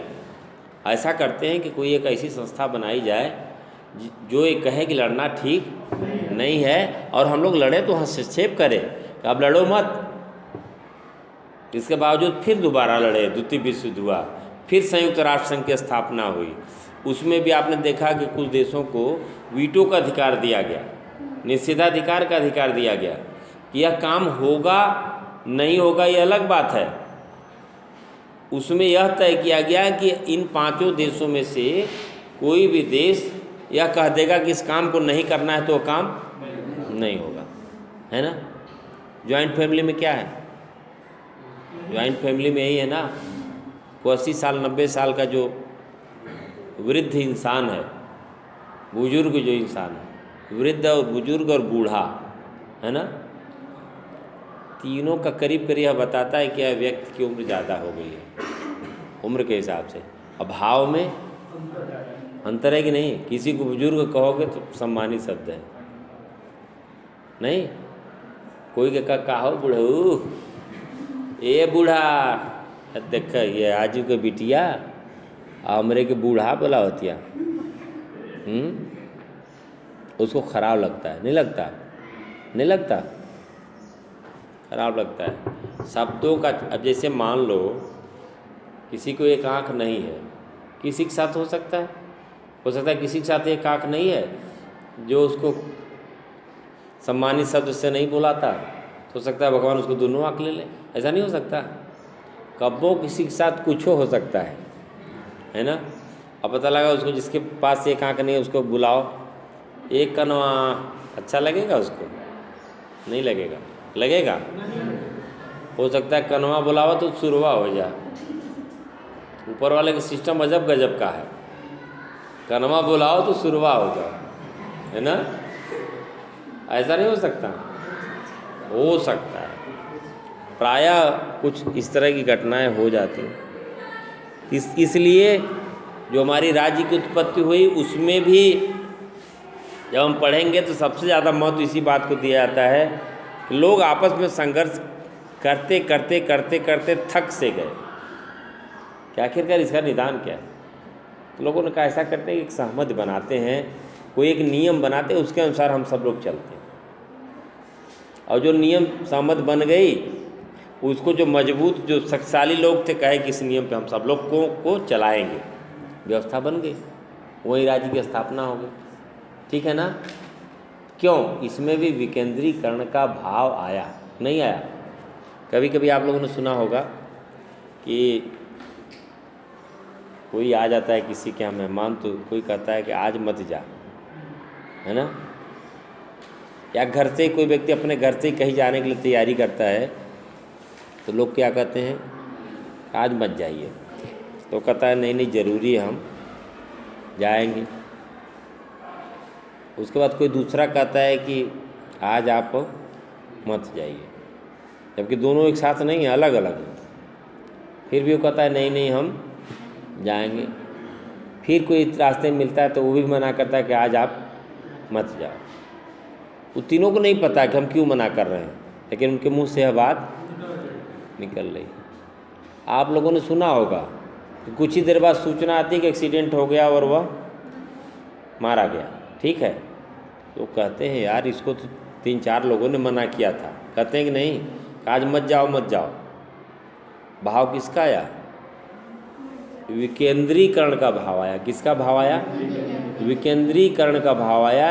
जिस काम को अधिकांश लोग मना कर रहे हैं तो उस पर विचार करो, मनमाना मत करो। अधिकांश लोग मना कर रहे हैं कि आप इस काम को मत करो, तो उस पर विचार करो कि आखिरकार ये लोग मना कर रहे हैं तो क्यों मना कर रहे हैं। जिद मत फानो, जिद फानोगे तो क्या होगा? केंद्रीकरण की स्थिति बनेगी, और केंद्रीकरण की जैसे स्थिति बनेगी उसमें नुकसान होगा। ठीक है ना? बहुत बड़ा से बड़ा काम बहुत सारे लोग मिलकर कर लेते हैं आसानी से, और कोई छोटा काम कोई एक व्यक्ति नहीं कर पाएगा। कर पाएगा? बताओ। एक छोटी सी कहानी तुम लोगों ने सुना होगा, कुत्ते और गधे वाली। सुना है कि नहीं सुना है? नहीं नहीं, रेस होती है कुत्ते और घोड़े की, गधे की। ठीक है, गधे और कुत्ते की रेस होती है कि चलो आज दौड़ होगी। वो खरगोश कछुआ वाला आप लोग आधा सुने होंगे, हो सकता है हम पूरा सुनाए होंगे, तो कभी सुन लिया होगा तुम लोग। पूरा सुने हो? जिसमें न कोई जीतता है न कोई हारता है। तुम लोग केवल जीतने हारने तक सुने होगे ना? चलो समय मिलेगा तो भी कभी सुन लेना। सुने हो? ठीक है। एक गधा और कुत्ता वाला सुन लो। तय हुआ कि दौड़ होगी। कुत्ता सोचा कि हम तो जीत जाएंगे, गधा से तो तेज दौड़ ही करेंगे। होता क्या है कि जब दौड़ शुरू होती है तो गधा जब दौड़ना शुरू करता है तो गधा कोई रोकता है क्या? दौड़ते हुए जा रहे, इसको जाने दो, कोई रोको एक कुत्ता जैसे अपना एरिया छोड़ा नहीं, दूसरे एरिया के घुसा नहीं, तो उस एरिया के कुत्ते उसको क्या करते हैं, क्या करते हैं, रोक लेते हैं। तुम हमारे एरिया में, कोई गधा है अगर सुभाष तिराहे से दौड़ा दिए कि तुमको जाना है अम्बेडकर स्टेडियम, तो उस गधे को कोई नहीं रोकेगा, सारे लोग रास्ता छोड़ देंगे कि गधा जा रहा है, छोड़ दो, नहीं लात वात चला देगा, कोई फ़ायदा नहीं, और रोकने से भी रुकेगा नहीं। और कुत्ता अगर यहाँ चला सुभाष तिराहे से, हो सकता है कि बाबू जगदीश सिंह के होटल तक पहुँचते पहुँचते दूसरा कुत्ता आ जाए, कहते हाँ हाँ कहाँ जा रहे हो, उसको रोक लेगा। अब बेचारा उलझ गया, देखो गधा सीधे जा रहा है और कुत्ते को उसने किसी तरह से अगर वहाँ से फिर थोड़ा सा आगे बढ़ा तो अग्रवाल शॉपिंग कॉम्प्लेक्स के बाद दूसरा कुत्ता मिल गया वहाँ, तू कहाँ से मेरे एरिया में आ गया। पता लगा कि फिर उसके बाद आर्य समाज में पहुँचा किसी तरह से, या मान लो दोबिया नाला, डका देते हैं दोबिया नाला को, दोबिया नाला भी रख लो उसके साथ वही होता है, आर्य समाज पर भी वही होता है उसके साथ, चड्ढा मार्केट में जाता है वहाँ भी होता है। गधा पता नहीं कब का पहुँच गया ना। आई कुत्ता बहुत देर में पहुँचा और वहाँ पहुँचते पहुँचते मरणासन्न हो गया।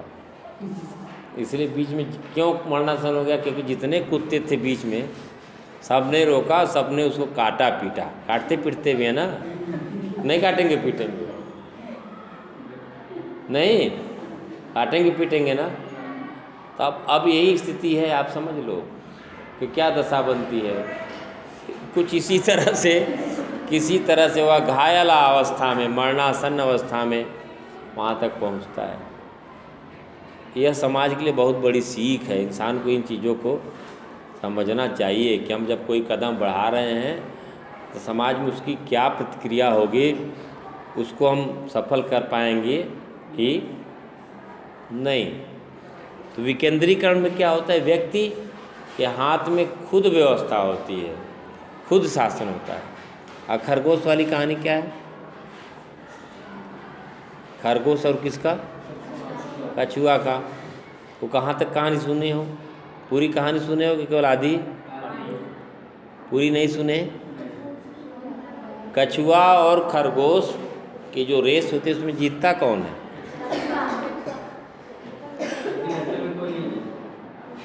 कौन जीतता है। आप तो यही कह रहे हो कछुआ जीतता है, खरगोश क्यों हारता है।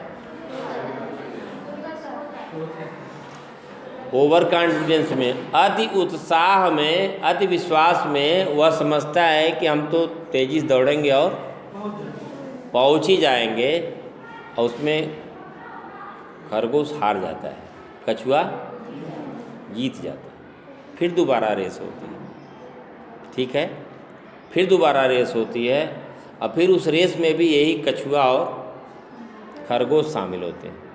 तो दोबारा वाली रेस में कौन जीता, कैसे, कोई नहीं। खरगोश को पता था कि हम आराम करने लगे थे, सो गए थे, इसलिए हार गए थे। इसलिए इस बार खरगोश पूरी ताकत से दौड़ता है, और उसको ये पता था कि पिछली बार हम हार गए थे तो बहुत ख़राब लगा था हमें, इसलिए इस बार मुझे जीतना ही जीतना है। इसलिए खरगोश जीत जाता है और कछुआ आ जाता है। रेस ख़त्म हो गई, नहीं, रेस यहीं ख़त्म नहीं, असली रेस अब शुरू होती है। असली रेस अब शुरू होती है, क्योंकि पहली रेस में जब खरगोश हारा था तो उसको भी काफ़ी दुख अनुभव हुआ था। दुख हुआ था ना, नहीं हुआ था, हुआ था। और दोबारा जब कछुआ हारा था तो कछुआ को भी दुख हुआ था कि नहीं हुआ था, क्यों हुआ था दुख ना। पहली बार किसको दुख हुआ, खरगोश को। किसको, खरगोश को। हारने पे दुख होता है ना। और दोबारा दुख किसको हुआ था, लो, कछुआ को। जो हारा उसको दुख हुआ। तीसरी बार रेस होती है नदी में। कहाँ, नदी में। नदी का प्राय समझ रहे हो ना, उसका दो छोर होगा, बीच में नदी बह रही होगी, पानी बह रहा होगा। अगर इसमें रेस होगी तो कौन जीतेगा? कछुआ। खरगोश क्या करेगा? डूब जाएगा। अब समझो कि दोनों जब हारे थे तो दोनों को पीड़ा हुई थी हार का। पहली वाले में खरगोश को हारा था इसलिए उसको दुख पहुंचा था, इसलिए उसने तय किया कि हारना ठीक नहीं, जीतना ही चाहिए। और दोबारा कछुआ को दुख पहुंचा था कि हम हारे, अच्छा नहीं लगा। जो हारने की पीड़ा थी वो कछुआ के साथ भी थी और खरगोश के साथ थी। जीतने की खुशी उतनी नहीं थी क्योंकि एक बार वो भी जीता था, एक बार ये भी जीता था, परंतु हारने की पीड़ा दोनों के साथ एक जैसी थी। तो तिबारा जब नदी में रेस की तैयारी, किस नदी में रेस होगा, तो जीत की खुशी दोनों को याद नहीं थी, लेकिन हार का जो दर्द था दोनों को याद था। इसलिए वो सब दोनों तय करते हैं। क्या तय करते हैं? इस बार की रेस में न कोई जीतेगा न कोई हारेगा, क्योंकि हारने के बाद बहुत पीड़ा होती है। फिर क्या होता है, खरगोश तो परेशान था कि इस बार कछुआ फिर जीत जाएगा, और चूँकि कछुआ दोबारा हारा था तो हारने की पीड़ा उसको महसूस थी। वह यह भी जानता था हो सकता है कि इस बार जीत जाए, फिर कोई और रेस हो जाए जिसमें मुझे हारना पड़े, तो हारने की पीड़ा असह है, वह अच्छी नहीं है। तो कछुए ने खरगोश से कहा, क्या कहा? ऐसा करते हैं कि इस बार न हम जीतते हैं न हारते हैं, ठीक है? न भैया आप जीतो न हम जीतें, न हम हारें न तुम हारो, क्योंकि हारने से बहुत पीड़ा होती है। तो क्या करता है कछुआ? खरगोश से कहता है कि खरगोश भाई, तू मेरे ऊपर सवार हो जा, तू मेरे ऊपर सवार हो जा, और हम नदी को पार करते हैं और हम दोनों लोग एक साथ पार कर लेंगे। बात समझ में आई? तो इंसान की ज़िंदगी कुछ इसी तरह से होनी चाहिए। सर रेस तो खत्म हो गई, पता नहीं चला करा कौन रहा। रेस कराने वाले, लड़ाने वाला काम तो इंसान ही करता है बेटा। लड़ाने का काम भगवान बनने के चक्कर में शैतान बन जाता और यही इंसान कराता। लड़ाते नहीं हैं लोग। अभी आपने देखा चुनाव हुआ तो ये इंसान, ये जनता प्रत्याशियों को ये बता दे कि हम आपको वोट नहीं देंगे तो लड़ेगा? बताओ। ये जो वोटर हैं, जो मतदाता हैं, जितने प्रत्याशी हैं, उनको बता दिया होता कि हम तुमको वोट नहीं देंगे, तो लड़ता? नहीं लड़ता। तो लड़ाया कौन? जनता। लोग कहते हैं कि वो आपस में लड़ते हैं, वो आपस में नहीं लड़ते, वो जनता को लड़ाते हैं, और जब जनता को मौका मिलता है तो जनता उनको लड़ा देती है, और जो आता है उसी को जनता कहती है आपसे तो भला अच्छा कौन है, तो हम निश्चिंत रहें, आप हमको वोट देंगे। अरे आपको नहीं देंगे तो किसको देंगे, है ना? इस प्रकार से जब जनता किसी को कहती है कि नहीं हम आपको वोट देंगे, तो क्या करता है? 18 लोग चुनाव लड़े हैं ना, पहली तारीख तक 18 जीत रहे होंगे। और जो जीतेगा वो कुछ नहीं बोलेगा ज़्यादा, कुछ जो हारेगा कहेगा हमारे साथ विश्वासघात हो गया। जनता बेचारी क्या करे? जनता तो किसी एक को वोट देगी। अब चूँकि आप नेता थे, हम लोगों को लड़ाए थे, तो जनता ने क्या किया कि चलो इस बार हम लोग आपको लड़ा देते हैं। जो आया सबको आशीर्वाद, ए मस्त, है ना? सबको कर दिया। तो लड़ाने का काम कौन करता? इंसान ही करता। भगवान बनने के चक्कर में शैतान बन जाता है, ठीक है ना? तो जो रेस वाला काम है वो इंसान ही कराया होगा, इसके अलावा कोई दूसरा है नहीं। वो तो दोनों जीव हैं कि समझ गए कि इतनी बार ये लड़ा रहे हैं, हरा रहे हैं, जिता रहे हैं, ये ठीक नहीं, इसलिए ऐसा करो इनको रेस कराने तो हम लोग आपस में। जब दोनों एक साथ पार हो गए होंगे तो उसके बाद कोई रेस होगी? वो जान गए कि अभी आपस में लड़ने वाले। ज़िंदगी भी कुछ इसी तरह से है, ज़िंदगी भी कुछ इसी तरह से है। हम आपको बखूबी समझ के चलना चाहिए और अपने जीवन में किसी को लड़ाने भिड़ाने का काम नहीं करना चाहिए, है ना? और ऐसा भी कोई काम नहीं करना चाहिए जिसमें हमारी हार हो या हमारी जीत हो, या किसी दूसरे की जीत हो या किसी दूसरे की हार हो। जो सुकून, जो संतोष उस कछुए और खरगोश को मिला होगा, एक साथ नदी पार किए होंगे, उसमें उन दोनों में आपस में एक विश्वास होगा तभी तो। नदी में कछुए के ऊपर अगर खरगोश बैठा तो यह विश्वास की बात थी, यह विश्वास की बात थी। तभी बिना विश्वास के इसमें आप एक कथा आप पढ़ोगे, त्रिपिटक है ना, त्रिपिटक एक कथा है, किससे संबंधित? महात्मा बुद्ध। किससे संबंधित?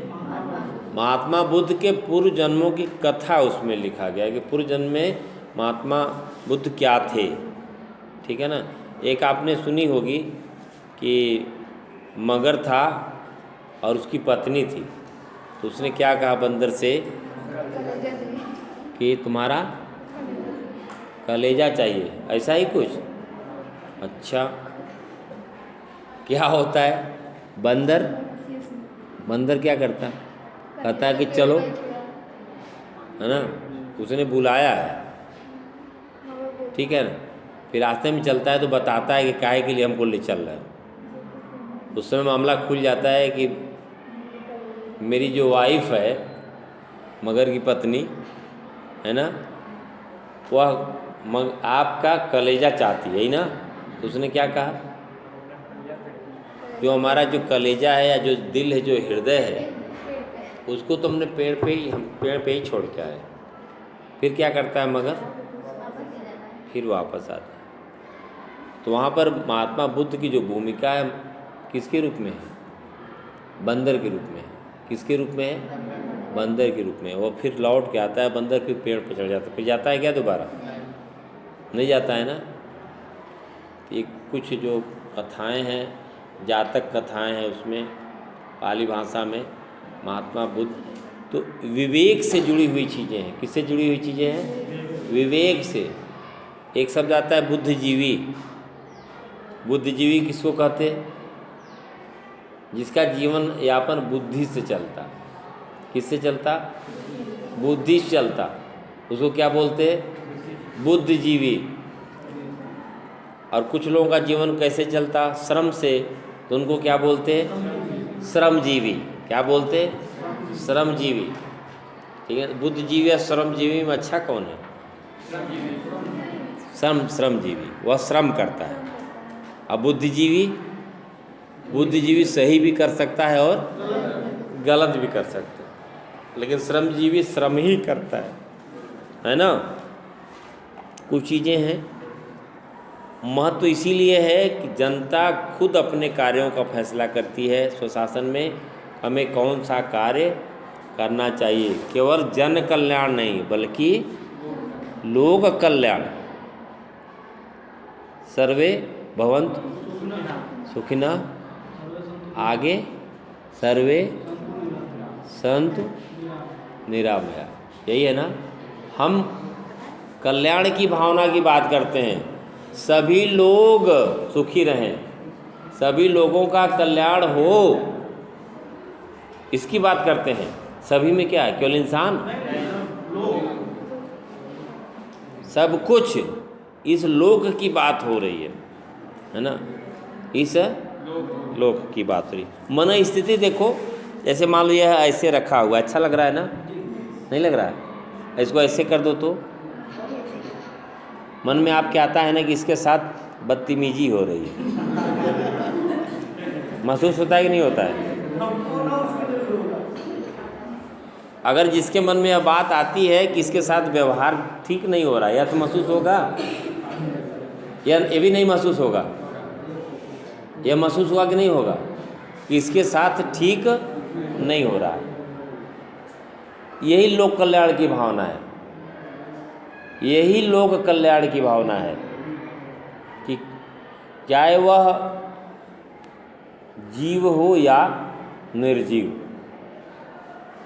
सभी लोगों के साथ समदृष्टि। कैसी दृष्टि? समदृष्टि। पहले क्या करना पड़ेगा? सबसे पहले जो जीव हैं उनके प्रति समदृष्टि, तब न निर्जीवों के प्रति समदृष्टि आएगी। पहले जीवों के प्रति। यहाँ क्या है, कोई जीव जंतु पाले हैं, छोटा है अभी, बीमार हो गया तो खिलाओ पिलाओ यार, इसको दवा ववा दो, किस लिए? काटने के लिए। बड़ा हो जाएगा तो फिर उसको लोक कल्याण है क्या? लोक कल्याण है? लोक कल्याण नहीं है। हाँ, स्व कल्याण भी नहीं है। तात्कालिक तौर पर लग सकता है कि स्व कल्याण है ना। कबीर ने कहा ना कि बकरी क्या खाती है? घास पात। बकरा भी घास पात खाता है, और उसको क्या करते हैं लोग? जो घास पात खाता, जो घास पात खाता उसको लोग खा जाते, ठीक है? जो घास पात खाता उसको लोग खा जाते, है ना? और जो लोग उसको खाते उसका क्या होगा, कुछ पता चलेगा नहीं। एक चीज़ सीधी सी बात है, पर पीड़ा, दूसरे की पीड़ा को हमें महसूस करना चाहिए। अच्छा टीचर कौन है? कि विद्यार्थी को समस्या को विद्यार्थी के जगह पे रख करके सोचे, तभी ना। इस उम्र में हम थे तो क्या करते थे, ठीक है? और विद्यार्थी को क्या समझना चाहिए कि सर जी जिस उम्र में हैं वे क्या सोचते होंगे। विवाद होगा कहीं, टकराट होगी? नहीं होगी। तो कुछ इसी प्रकार से यह जो स्वतंत्रता है, समानता है, या विकेंद्रीकरण है, या केंद्रीकरण है, या स्वशासन है, इन सब के भाव में मूल केंद्र में लोक कल्याण ही है। क्या है? लोक कल्याण ही है। इस प्रकार से स्थानीय स्वशासन का लोक कल्याण में अत्यधिक महत्व है। किसमें?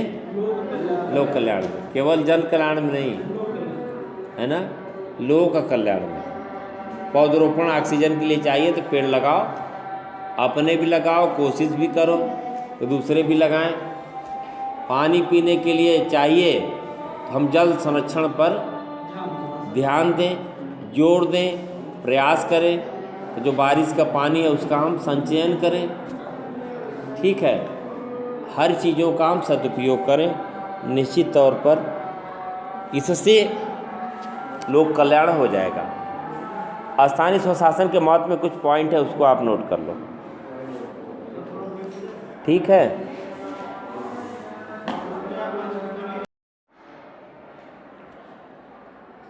आज चर्चा होगी स्थानीय स्वशासन, लोकल सेल्फ गवर्नमेंट। जैसे हम लोग पहले भी किसी भी शब्द का अर्थ और उसके बाद उसकी परिभाषा और उसके बाद फिर उसका महत्व या उसकी व्याख्या पर विशेष ख्याल रखते हैं, जो क्रम होता है। पहले भी हमने कई बार आप लोगों से चर्चा की है कि जो भी शब्द है उसकी मीनिंग, उसके अर्थ हम लोगों को मालूम होने चाहिए। किसी भी शब्द का अर्थ या मीनिंग या उसका भाव हमें पता है तो उस प्रश्न का हम जवाब दे लेंगे। और हमें इस बात का विशेष जोर देना है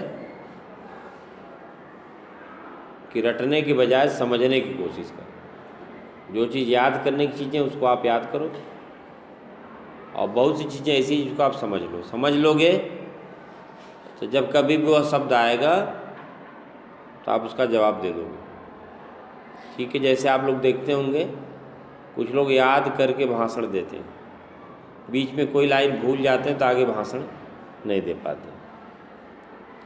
और कुछ लोग क्या करते हैं कि कुछ बिंदु भर नोट कर लेते हैं कि कोई बिंदु उसमें से छूटने न पाए, तो बीच में ब्रेक नहीं होता उनका, क्योंकि उन्होंने उसको समझ लिया। तो इसलिए आप समझो, और उसके साथ ही शब्दकोश में वृद्धि होनी चाहिए। जैसे कभी कोई शब्द आपको नहीं क्लियर हो रहा है या कंफ्यूज कर रहा है या भ्रम की स्थिति पैदा हो रही है, आपको संदेह लगता है कि इस शब्द का प्रयोग हम करेंगे तो जो इसका भाव आना चाहिए वह नहीं आ पा रहा। अगर आपके पास विकल्प है, बहुत सारे शब्द आपके पास हैं, आपके मस्तिष्क में बहुत सारे शब्द हैं, कोई शब्द अगर आपको कंफ्यूज कर रहा है या उससे संदेह पैदा हो रहा है तो उसके जगह पे दूसरे शब्द का प्रयोग आप कर लेंगे, ठीक है ना। यह भी होना चाहिए हमेशा है। जैसे आप पर्यायवाची में क्या होता है, जैसे आप लिखते समय कभी कभी आपको भ्रम की स्थिति पैदा हो जाए कि जो चीज़ हम लिख रहे हैं यह शब्द सही या गलत है, तो उसमें उसकी पर्यायवाची या उससे समानार्थी जो शब्द हैं आपको मालूम है, तो जो आपको लगता है कि अब शब्द जो हम लिख रहे हैं गलत हो सकता है, तो क्या करेंगे आप उसको छोड़ करके दूसरा शब्द आप लिख लेंगे, ठीक है ना। इसलिए शब्दकोश में वृद्धि होनी चाहिए अनिवार्य रूप से। और कुछ चीज़ें मुझे भी समझ में आती है कि किसी व्यक्ति का अगर शब्द पर नियंत्रण हो जाए, ठीक है ना, किसी भी व्यक्ति का शब्द पर नियंत्रण हो जाए तो पूरे संसार को अपने मुट्ठी में कर सकता है, केवल शब्दों पर नियंत्रण कर ले। कहाँ पर किस शब्द का प्रयोग करना है, इस चीज़ की जानकारी किसी व्यक्ति को हो जाए तो आज भारत में बल्कि पूरे संसार, पूरे विश्व के लोग उसकी बातों को सुनेंगे और मानेंगे, ठीक है ना। शब्द शक्ति आती कैसे है, इसको भी आप जान लो कि लगातार जो व्यक्ति सही कार्य करे, सही बात बोले 12 वर्षों तक, कितने वर्षों तक, 12 वर्षों तक, तो जो व्यक्ति सही कार्य करता है, सही शब्द का प्रयोग करता है, अर्थात सच मार्ग पर चलता है, सच बोलता है, तो 12 वर्ष के बाद जो कुछ वो कहेगा वही चीज़ होगा भी। ऐसा भी है, ऐसा नहीं कि आज हम गलत कर लें कल सुधर जाएंगे, ऐसा नहीं है। सुधरेंगे कब, तुरंत। जो अच्छे काम हैं उसको तुरंत प्रारंभ कर देना चाहिए। टालना किस काम को चाहिए, जो अनुचित कार्य हैं, जो बुरे कार्य हैं, जो गलत कार्य हैं, जो ठीक कार्य नहीं है, उस कार्य को टालो। क्या करो, उसको टालो, या यह कहो कि उसको मत करो सबसे अच्छा, या उसको टाल दो कि उसको आज नहीं करेंगे। लेकिन जो अच्छे कार्य हैं उसको तुरंत कर डालो, उसको टालो नहीं, उसको तुरंत कर डालो। जो खराब काम है उसको टाल दो, उसको हटा दो, उसको स्थगित कर दो, उस पर रोक लगा दो। ऐसा करना चाहिए। इस प्रकार से आज हम चर्चा करेंगे स्थानीय स्वशासन। स्थानीय स्वशासन, इसमें स्थानीय शब्द भी है, स्व भी शब्द है और शासन भी है, ठीक है ना। 3 शब्द हैं। सबसे पहले हम इसमें चर्चा करते हैं स्थानीय। किसकी, स्थानीय। स्थानीय शब्द का प्रयोग करते हैं जिसमें क्या है, स्थान, उसके बाद फिर स्थानीय, ठीक है ना। स्थान, उसके बाद स्थानीय। स्थान का अभिप्राय क्या है, हम जिस स्थान पर हैं, हम जिस स्थान पर हैं या उसी स्थान का, ठीक है, दूसरे जगह की बात नहीं। हम कक्षा में हैं, हम क्लास में हैं, तो इस स्थान का, ठीक है ना, बाहर का नहीं, हम जिस स्थान पर हैं। और उसके आगे क्या, स्थानीय का अभिप्राय आपको समझ में आ गया, जिस स्थान पर हम हैं या उसी स्थान का, यह हो गया स्थानीय। क्या हो गया, स्थानीय। इसके अलावा और भी बहुत सारे शब्द हैं जिस पर हम लोग चर्चा करेंगे। स्थानीय शब्द का प्रयोग किसी क्षेत्र विशेष के लिए प्रयोग किया जाता है, किसी क्षेत्र विशेष के लिए। यह हमें ध्यान रखना पड़ेगा कि किन किन शब्दों का हम कहाँ प्रयोग करते हैं। स्थानीय शब्द का प्रयोग कर रहे हैं, इसका मतलब है वह कोई एक स्थान है, और वह कौन सा स्थान है, वही स्थान है जहाँ पर वह है, उसी स्थान का, यह हो गया स्थानीय। उसके बाद दूसरा शब्द है इसमें स्व। क्या है, स्व। स्व माने क्या होता है, अपना। स्व अपना, स्व है, स्व से जुड़ा हुआ है स्वतः, स्व से जुड़ा हुआ है स्वावलंबी, स्व से जुड़ा हुआ है स्वयं, है ना। स्व या स्वयं, खुद, अपने आप। स्व का अभिप्राय है अपने से, अशासन का अभिप्राय शासन से। शासन, केवल हम शासन की बात करेंगे तो इसमें दूसरे का भी शासन हो सकता है और खुद का भी शासन हो सकता है, ठीक है। शासन के साथ जुड़ता है फिर अनुशासन, जुड़ता है ना, अनुशासन। अनियंत्रित नहीं, नियंत्रित। जो शासन नियंत्रित है वही है अनुशासन। स्वशासन, खुद का शासन, किसके ऊपर, खुद के ऊपर। किसका शासन, खुद का शासन, किसके ऊपर, खुद के ऊपर, ठीक है ना।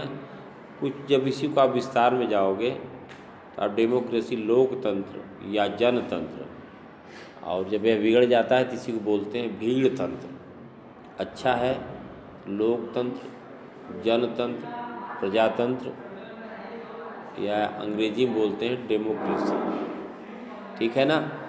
और बिगड़ जाता है तो इसको क्या बोलते हैं, भीड़ तंत्र।